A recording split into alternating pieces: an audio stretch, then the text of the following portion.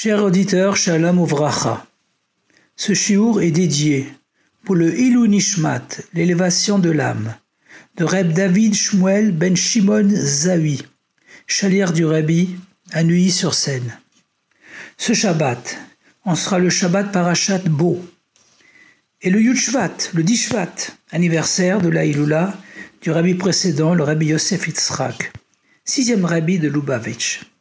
Le lendemain, dimanche, 11 Shvat, est le jour où son gendre, le Rabbi Menachem Mendel, a accepté de devenir le 7e et dernier Rabbi de Chabad.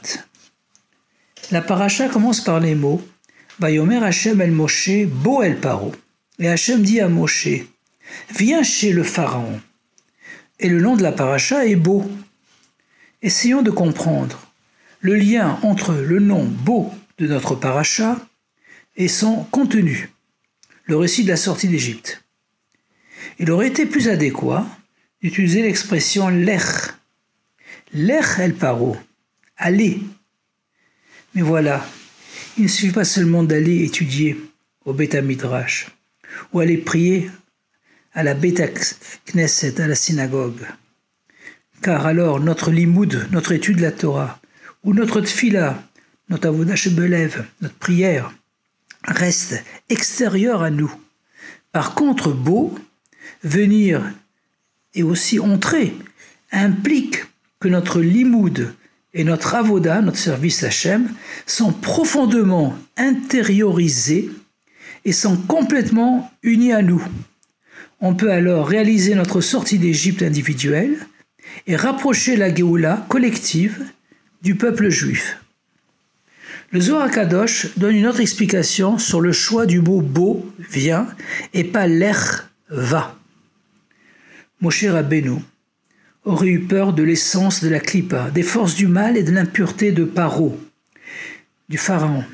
C'est pourquoi Hachem ne lui dit pas « Lech », va seul chez Paro, mais Bo, viens avec moi, on ira ensemble chez Paro. Ceci dit, ces deux explications soulèvent des questions. Comment Moshe Rabbeinu, choisi par Hachem pour être le libérateur du peuple juif, a-t-il pu avoir peur de Paro? D'autre part, si Bo signifie intérioriser, c'est certainement pas en réalisant Bo el Paro, en intériorisant l'essence de l'impureté de Paro, que l'on déclenche la Géoula.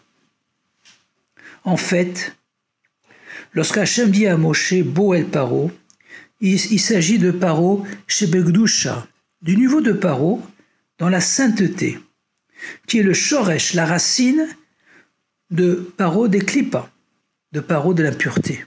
En effet, toute chose, même la plus impure en bas, a une racine en haut dans la Gdusha, dans la sainteté. Le Zohar HaKadosh explique au sujet du verset Va'kol nishma beit Paro, et la voix a été entendue dans la maison de Paro, Parashat Vayishlach, chapitre 45, verset 16, que dans la Gdusha, Beit Paro représente un dévoilement des lumières les plus élevées, provenant de Atzmut ou Maout, de l'essence même de Hachem, et qui se dévoile en bas de façon paroua, déchaînée, infinie et non ordonnée.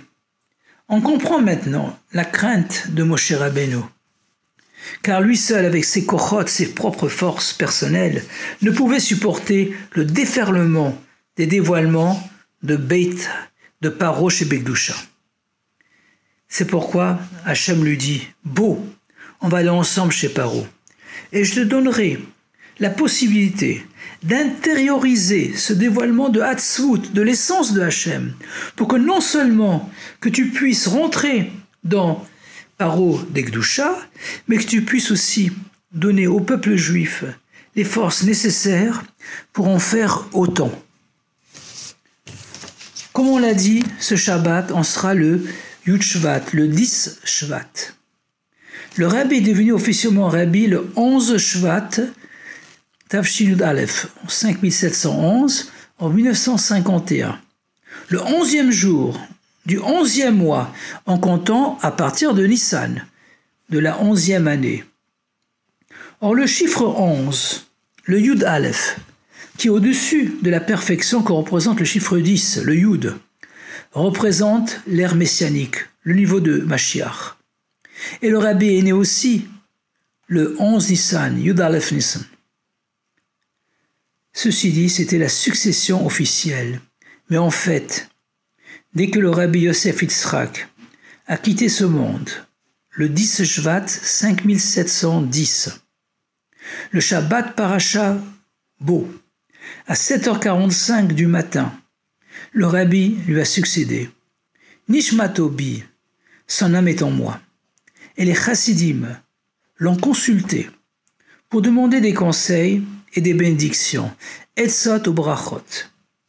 Espérons que l'on mettra à profit les jours qui nous restent jusqu'à Yud Shvat pour achever notre mission en respectant les directives du Rabbi, en s'inspirant de ses enseignements, en accomplissant toutes ces mifsaïm, les campagnes des mitzvot, ainsi que les minagim, les coutumes de Yud Shvat, comme le Rabbi l'a demandé dans la Sikha de Parashat Bo, en Tafshinun Beit, en 1992.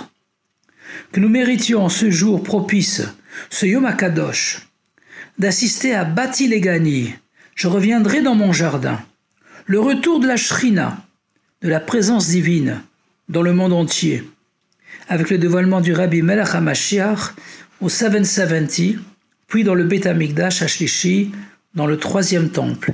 Yechi Adoneinu Morinu Verabbeinu Melech HaMoshiach Olam Vaed, Shabbat Shalom, Akut Shabbos, et que ce soit Yom Shekulo Shabbat, le Shabbat messianique.